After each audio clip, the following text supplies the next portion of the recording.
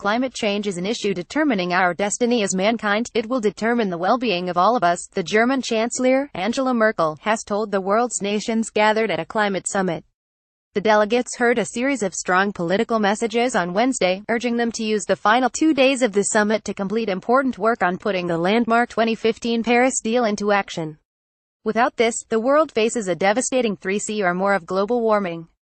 The UN Secretary-General, Antonio Guterres, told the conference in Bonn of his visit to the Caribbean after this year's hurricanes. The catastrophic damage of climate change is upon us, and when the front line is devastated, the whole army is lost, he said, railing against the $825 billion invested in fossil fuels in 2016. We must stop making bets on an unsustainable future. The French President, Emmanuel Macron, who has been among the most vocal critics of Donald Trump's decision to pull the U.S. out of the Paris deal, got the loudest applause when he committed France and European partners to filling the funding gap for the UN's climate science panel, left by the U.S. which well. They will not miss a single euro, he said.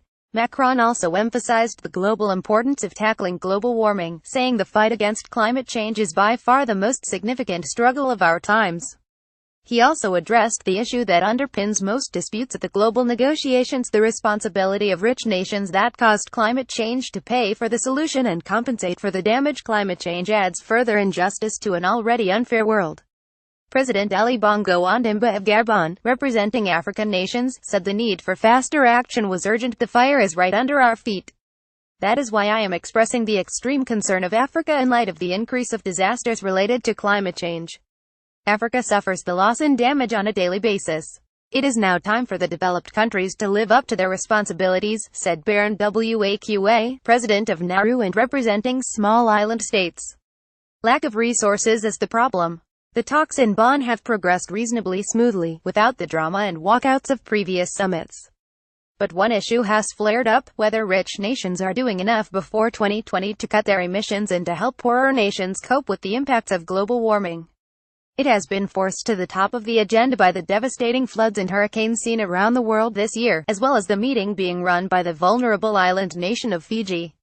Negotiators agreed a deal on this on Wednesday, involving new stocktakes of action in 2018 and 2019 and on progress towards the $100 billion a year in climate funding that rich nations have promised to deliver by 2020.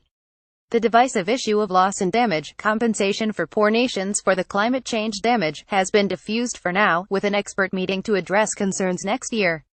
Progress has been made in drawing up the draft rules for implementing the Paris Agreement, an essential step ahead of agreeing them in 2018. Merkel, Guterres and Macron were almost upstaged by the first speech of the high-level session, given by 12-year-old Timoci Nalasala from Fiji, without any hint of nerves. Referring to the impact of Cyclone Winston in 2016, he said, "My home, my school, sources of food, money, water, were totally destroyed. My once beautiful village, which I called home, is a barren waste. Climate change is real, not a dream." Frank Bainimarama, Fiji's prime minister and president of the summit, said, "We are not simply negotiating words on a page, but we are representing all our people and the places they call home." Merkel, who as an environment minister chaired the first climate summit 23 years ago, has been under pressure this week to phase out Germany's large coal-fired power stations, which are likely to bust Germany's climate targets. "We still use a lot of coal, particularly lignite," she said, acknowledging the issue is controversial, but she said jobs had to be taken into account too. She added that progress was expected in the next few days as she settles the terms of a new governing coalition with the Green and Liberal parties. However, Professor John Schellnhuber, at the Potsdam Institute for Climate Impact Research in Germany, and who has advised both Merkel and the Pope, said the 20,000 German jobs in coal would be lost to mechanization in any case, and were a small number compared to the 600,000 created in the wider economy each year. Macron set out unusual detail for a head of state in his speech, saying France would close all its coal power plants by 2021 and would ban all new exploration for fossil fuel in its territories. He also said France would fund interconnectors and energy storage technology to spread renewable energy around Europe and work to push the cost of CO2 emissions to €30 a ton, which would end the viability coal and drive out gas.